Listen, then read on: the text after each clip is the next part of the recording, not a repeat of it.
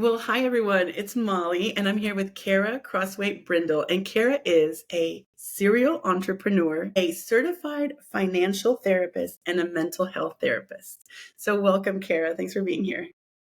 Thank you. Excited to talk with you. Awesome. Good. So, Khara, tell me, what's one thing you would love for the world to know? You approached me to talk today. We had kind of two things to talk about. So, on one hand, I want to talk the magic of financial therapy, which is where Mhm. we can start. But then you also know that I'm addicted to writing books. So, would love to talk to people about authorship and how that's life changing too. So, wherever you want to go first, Molly, is fine with me. Oh my gosh. Well, thanks so much. And I forgot to say we have 10 more minutes. So, considering we have 10 more minutes, let's go into book authorship. And what Yeah. thing, yeah, that you would love for the world to know about? I mean, it sounds cliche, but I think everyone has a book in them. Mm. So it could be a children's book, it could be a memoir, it could be a self help book, which is most of the 9 books that I've written are self help slash clinical books because my audience right now is therapists. So, but I think people get a little like overwhelmed or intimidated or have imposter syndrome show up when they think about, oh, I want to write a book, but I don't know what I'd write about or why should it be me writing this book. And I'm just one of those people who want to champion and cheerlead saying, you have a book in you. Like, don't let that imposter syndrome stop you, or imposter monster, if you like that better. Oh my God, I've never heard it. Well, that's Yeah. awesome. So everyone has a book in them. Yes. Or 10, I was going to say. And so maybe you have another one Yep. in the wing. I'm So, already writing book 10. Yeah. yeah. Yep. I'm already halfway through. So, how did you come to discover this? Well, I think I knew that I wanted to write. I've been a writer since I was a kid. So I won a couple like small awards when I was in elementary school, and that kind of reinforced, oh, like I can do this. I also was that kid that wanted to write Hallmark cards. I'm showing my age as an elder millennial for your audience, but I remember having like the clip art and like putting them together into like little cards that my family would buy from my sister and I. And at that point, we were like rhyming and so clever, right at like 10 years old. I hadn't really thought about that until I published book 9 just recently. And I was like, this really has been like decades in the making. And then I wrote my first book in 2019 on clinical supervision with a colleague you and I both know, who was my clinical supervisor, now business partner. And so that kind of just started the author journey. But it wasn't until 2020 when I published a book for lay folks, so anyone and everyone, about workaholism. It was super well timed for a pandemic that hit in 2020, and that book became a bestseller. So I think that cemented things for me of like, I love writing. I want to keep writing books. Yes. Well, congrats. That's amazing.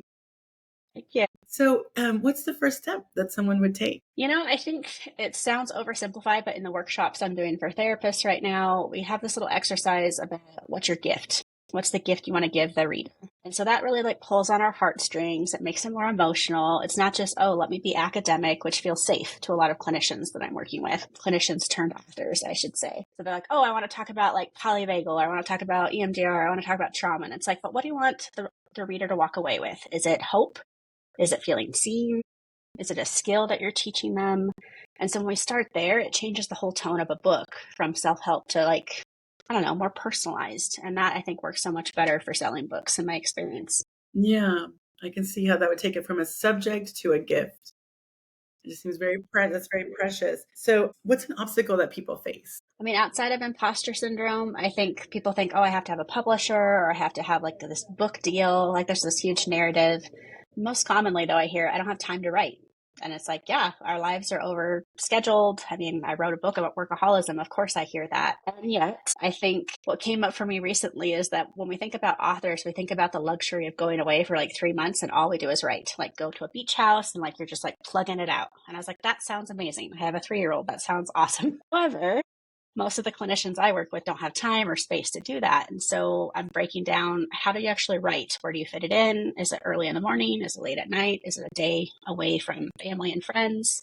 So how do we make that accessible? But I think so many people are like, oh, I don't have time to actually write the book, when maybe it's one of these strategies I've listed, or even having a ghostwriter or someone that helps you compose the book so it's not feeling so daunting.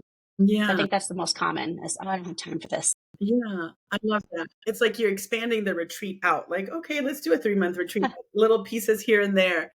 And I I love like what you that. said about ghostwriter because it's like it is you can separate out the gift of writing from what is the gift that you want to. So not all of us have the gift of writing, we may but we definitely can have a gift in a book to give a book. Yeah, to give a read. Mhm. Nice. So as I'm moving towards this, how do I know if I'm doing it right? I mean, I would hope that if people start writing books, they're checking on author voice. They're looking at that gift as like the anchor point of like, is the gift still going all the way through, right? From start to middle to end of the book. Books tend to transform as you write them. So your first thought of a book might then become something unrecognizable by the end. And that's what I see in the workshops that I do, but also in my own journey of like, oh, I thought I had it all written. So a funny story for your audience, the first publishing deal I got, they're like, I want you to write 40,000 words. I'm like, sounds good. I had no idea what 40,000 words look like. I was like, that's fine, whatever. I got through my first drafts and I had written what I thought I wanted. And they were like, I looked at the word count, and it was 20,000 words. And I thought I was done. Yeah. So I was like, oh no. And then I incorporated a lot more story. I interviewed some colleagues to get myself out of this stuck place. And all of a sudden the book fleshed out to, I think, 42,000 words. So it was easily done after that. But I think for some folks, it's just like checking the word count, having some rituals, knowing they're doing it right, of like being excited about the book. If they're like, oh my gosh, this just feels like a chore, it's probably lost its author voice. It's lost that heartfelt feeling. And that's not going to make it complete, right? We're not going to finish it at that point if it feels like a task. Mm-hmm. Yeah. And I think that was the first part you said, like author voice and is the gift still in there. And at the Yes. same time, when you start talking about how the book can transform, it reminds me of like when you plan a wedding. Like I thought I had planned my wedding, but as you go along, it becomes like another thing. Suddenly there's this, I thought it was going to be smaller, but then when I found the dress, I was like, oh no, this is going to be a much bigger wedding around the dress. So things just transforming and changing and growing. Can you say a little bit about the author voice? Yeah, so sometimes I just ask people like, what are some adjectives or description words that might capture what you want people to say? Like if you're thinking about them writing a book review at the end, once the book is launched, when you think about advanced praise, which is the reviews inside the book when it gets published, like what do you want people to describe your voice to be? And so it tends to be words like warm, compassionate, understanding. Maybe it's humor. Maybe it's satirical if they're like going towards satire. For me, it's approachable is when I hear a lot to like, oh, it's conversational or approachable, which I talk about some of the heaviest topics out there, which includes money and client suicide. So Yeah, hearing approachable is a victory for me. yes, yes. It feels really good. Good for you. Yeah, I was just thinking also about like thinking of my own voice. Like sometimes I think I'm too intense when I go to talk about topics that I care about. So maybe modulating the intensity, like, oh, just like, yeah. Or is it? Right. Or reframe passionate would be what I would probably reframe that to be. Because like passionate is funny. Like, why wouldn't, I mean, this is why people should write the book. If they're passionate about the Yeah. topic, green light, let's do it. Yeah. So good. So good. Perfect. So we actually have 2 more minutes. Is there anything about financial therapy? Like one tiny soundbite? Oh gosh. Financial therapy is up and coming, so it's only been around since 2008. So for folks who've never heard of that before, I just want to normalize that right here.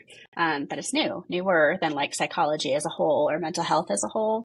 Why it's magical is it helps people change their thoughts, feelings, and beliefs about money, which changes everything. It has a positive ripple effect on your family, your business, your life, your spending, your saving. So I found it in 2021 after almost burning out a second time and was like, oh my gosh, I need to pivot away from trauma work. And it feels like short-term trauma work because it's financial trauma or financial anxiety. So I love doing that work with therapists right now. There's 70% of us that are avoidant with money. Come talk to me if anyone's like, I just need to know more about that because there's a lot to say and not in 2 minutes. In your pivot there to financial therapy, it's like you were modulating the intensity in your life. Because yeah, I think as Yes. therapists, we just go all the way in and like same, like I'm a play therapist, but I'm pivoting over to training play therapists to work with parents. And yes, there's a Awesome. million other things that I could cover, but it feels like what you're talking about, it feels more manageable. And it feels also very leveraged, like very impactful. And can I ask you one more question? What's your last book Of about course. if you're letting people know yet? So the one that just published is Enneagram and Money. So very much the financial therapy, giving people the skills that I teach therapists one-on-one or in my groups. And the book that I'm currently writing has another co-author. We're talking about what I call the big 5 fears of therapy careers. So client suicide, violence, client death, subpoena, and grievance. So heavy, but like wanting to like crack open something that's happening and how do we heal from those things? Yeah. Yeah. That I think that's really useful to help to support our field. Yeah, I look Mm-hmm. forward to seeing that. Yeah. Thank Awesome. you. Well, that is our time. So thank you so much. And thanks for jumping around to different topics and super helpful and inspiring. I'm going to put all your information Absolutely. in the description so people can find you. Thanks. Thank you.